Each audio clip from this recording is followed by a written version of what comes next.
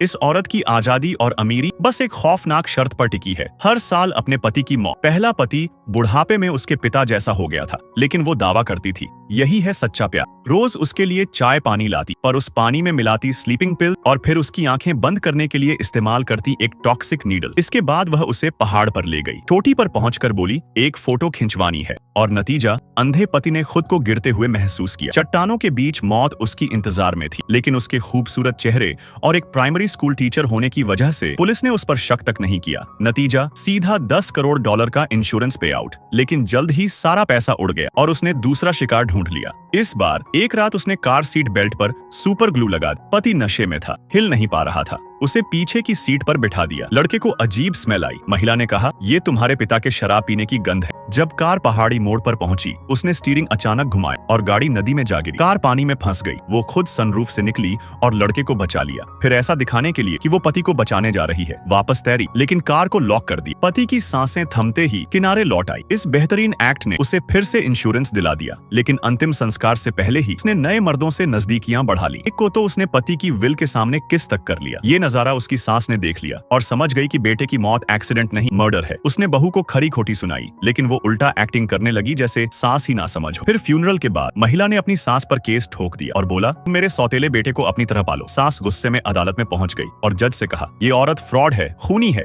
खूनी। सुनते ही महिला जज की आंखों में चमक आ गई। अगर सास सच कह रही है तो ये औरत सबसे बड़ी विलन है। अगले दिन जज स्कूल पहुंची। महिला रोते हुए बोली मुझे बच्चे बहुत पसंद हैं, इसलिए टीचर बनी, अब पति नहीं है। सौतेले बेटे की जिम्मेदारी मेरी है। जज को एक भी शब्द पर यकीन नहीं हुआ। असल में उससे पहले जज सास के घर जा चुकी थी, जहां उसने बच्चे की बनाई ड्राइंग देखी। एक में महिला तकिया दबाकर लड़के को ढकने की कोशिश कर रही थी, दूसरी में वो लड़के के साथ पानी के किनारे खड़ी थी जहां कार डूबी थी। जज के भरोसे और एनकरेजमेंट से लड़के ने सारा सच बोल दिया। बेशक बच्चे की गवाही कोर्ट में प्रूफ नहीं बन सकती थी, लेकिन महिला जज के पास उससे सब कुछ उगलवाने का एक तरीका था। उधर महिला अब भी लड़के को कस्टडी में लेकर इंश्योरेंस फ्रॉड की अगली चाल चलने का सोच रही थी, शायद उसकी एक्सीडेंटल डेथ करवाकर। और यहीं से शुरू होती है इस चालाक और खतरनाक महिला की असली परीक्षा। क्या अगला हादसा उसकी किस्मत बदलेगा या ये खेल उसे सीधे फांसी तक ले जाएगा?